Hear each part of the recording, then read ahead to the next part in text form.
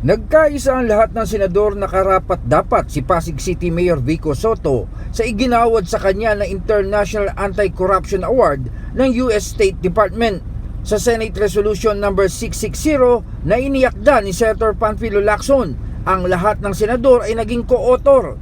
Gayon din sa Senate Resolution No. 659 na inihain naman ni Senator Manuel Lapid.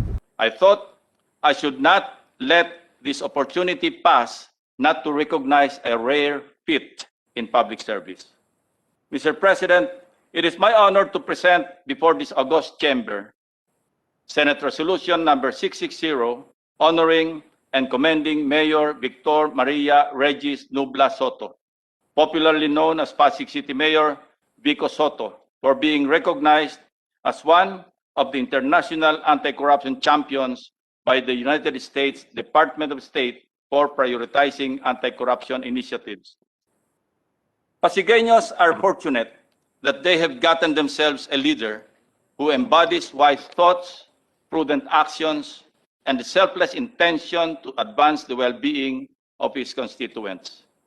Distinguished colleagues, I stand before you to speak of no less than the city's young and vibrant mayor, whose accomplishments, especially amid this unprecedented health crisis, have set the bar high in public service. Nasa VIP gallery ng Session Hall ang 31 anyos na alkalde na ayon pa rin kay Lacson sa pag-upo pa lang nito noong 2019. Kabilang sa naging prioridad ay ang paglinis sa pamahalang lungsod para sa maayos at matinong pagbibigay serbisyo ng lahat mula sa mga opisyal hanggang sa mga kawani. Since he won the mayoral seat or race in 2019, Vico Sotto has been demonstrating his steadfast commitment to stopping corruption by eliminating any kickback or bribery in the awarding of city contracts, establishing a 24/7 public information and complaints hotline, and formally involving civil society organizations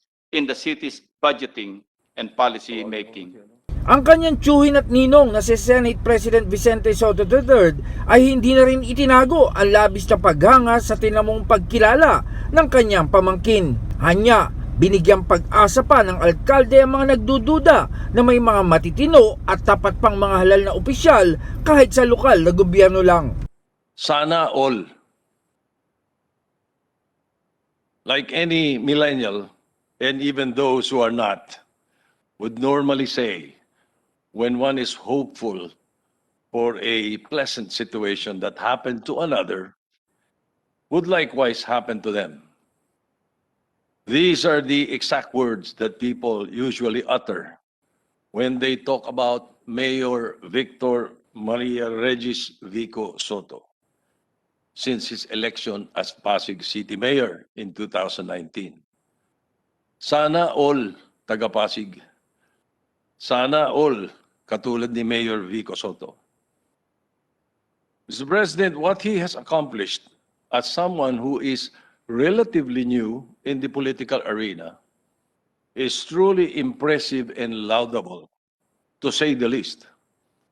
No wonder a lot would really say, sana all.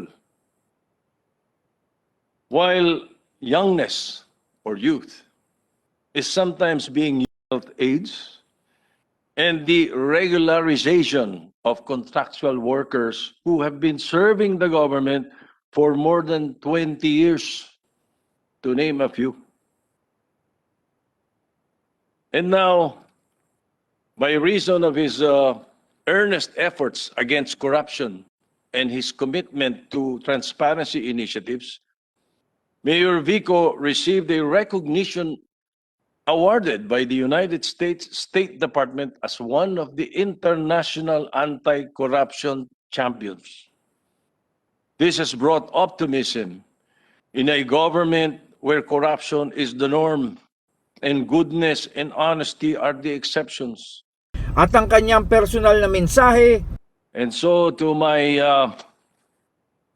dear nephew and inaanak, my godson, I already knew from the start that you are destined for greater heights. Your journey is still long and your tasks are many. if not endless. But with your current unparalleled achievements, I'm certain that there is nothing you cannot accomplish. And to echo what Dr. Seuss said, I quote, "You're off to great places. Today is your day. Your mountain is waiting, so get on your way." Pinuri din si Mayor Sotto ng iba pang senador. Indeed, this is the day that the Lord has made, that we may rejoice and be exceedingly glad for this great occasion that we are celebrating today, commending a fellow public servant for his integrity and leadership in fighting the evils of graft and corruption. Si Senator Sherwin Gatchalian ibinahagi na sinubaybayan niya ang pamumuno ni Mayor Sotto sa gitna ng pandemya at siya ay humanga. I always believe that the true test of a leader is when that leader undergoes an extreme crisis, Mr. President. And I was observing from the sideline on how Mayor Vico handled the pandemic, COVID-19 being the most widest and deepest crisis that our country has ever undergone. Mayor Vico, for a first-time mayor again, no, and young as this, handled the crisis very well. And he was very visible. He made sure that the needs of his constituents were taken care of. And he attended the crisis face on, making sure that testing capabilities, contact tracing capabilities of his city is up and running the soonest and the quickest, Mr. President. And that was reflected, Mr. President, in the various surveys that came out during the pandemic. I remember during the lockdown, there were various surveys that conducted ranking and seeing the approval rating of different mayors in the country, including Metro Manila. He would consistently be in the number 1, number 2, hindi ho bababa ng number 3. Ayon naman kay Senate President Pro Tempore Ralph Recto, maganda na maging ehemplo si Mayor Sotto ng lahat ng mga bata at bagong opisyal. So let him be an example to everyone, all local government units and all new political leaders to follow, including the old ones. And that is why we're giving him this resolution today. So congratulations. So I'd like to manifest that I be made a co-author of this resolution. So maraming salamat, Mr. President. Thank you. He's actually a bright spark in an otherwise dark day in our country, especially with the pandemic. I'd like to say that although I haven't had the chance to visit him personally in Pasig, my son did, Brian, who brought in some relief for people for the constituents of Mayor Vico in Pasig. And what my son said is that the mayor is so low-key. Sabi niya, it's not your usual government setup na maraming hangers-on. Napakasimple daw ng mayor, iilang tao lang ang nandun sa munisipyo, and basically, those that are the frontliners that needed to be physically present. Mayor Vico Sotto, thank you for everything, for serving Pasig and inspiring our people with integrity and excellence. Today, our commitment to fight corruption is made stronger than ever because of young leaders like you, who are God-fearing and walking in the wisdom of the Lord. Katulad ni Mayor Vico, galit tayo sa mga kurakot na pinagsasamantalahan ang ating mga kababayan na pinapakinabangan ang kaban ng bayan para sa kanilang sariling interest. In these trying times, Mayor Vico is a beacon of light in our never-ending fight against corruption. He has stayed true to his values and to his promises to the people of Pasig, even during this historical crisis.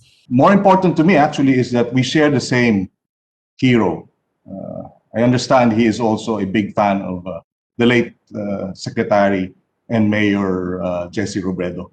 When I was in the City Council in Quezon City, Mayor Jesse Robredo was in his first term as elected mayor of Naga, and we all looked up to him. He was our shining star in local government, chief executive, local governance in in 1988. Si Senate Majority Leader Juan Miguel Zubiri ay nagpayo naman kay Mayor Sotto ukol sa kanyang love life na naging mitya ng biruan sa mga senador, bagay na ikinasaya naman ng batang alkalde. Biro din ng kanyang tiyuhin, marami ang nais maging First Lady ng Pasig City. Honest to goodness public service sometimes can be a deep passion to many servants like us. That we are sometimes too engrossed in it with our devotion to serve the people at minsan nakakalimutan natin yung ating private life. Kaya ang payo ko kay Mayor Vico, huwag niya kalimutan yung private life, lalong-lalo na ang kanyang love life. Yes, katulad namin, matagal po ako nagkaroon ng asawa dahil siyempre we were always in our districts, we were always in our constituencies. Ayaw natin, o baka gusto po niya i-idolize ang ating pambansang bachelor ng Senado, Senator Sherwin Gatchalian. Yan. Wag naman sana. Who was a fellow mayor of NCR. Majority Leader, how old were you when you got married? 36 na po. So late na rin. All right. Late na rin. He's got a long way to go. Opo, yes. But 5 I more years. understand I understand there are many applicants. Yes, totoo po yan. Yan ang nababasa ko po. Sa kanya naman mga unang pahayag ukol sa tinanggap na parangal, sinabi ni Mayor Sotto na nais niyang matuldukan ang pagiging normal na lang ng korupsyon sa gobyerno. Janice Cosio, Radyo Inquirer Online. Bayan nagtatanong, mamaya nag-uusisa.